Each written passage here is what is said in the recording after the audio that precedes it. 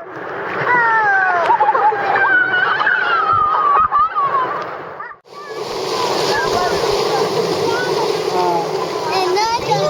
let's go forward.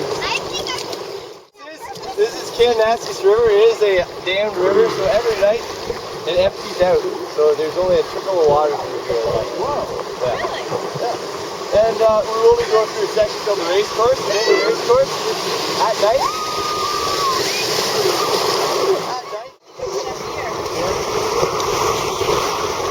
Harvey. Go when the empty is the first time. No fish here. Julie. Well, there's no fish now.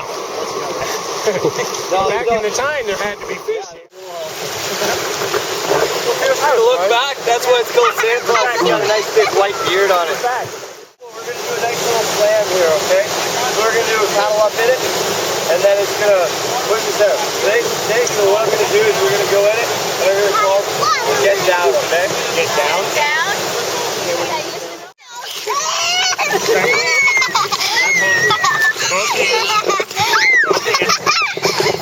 Laura? Here, Sophie, come Come on, you gotta get it.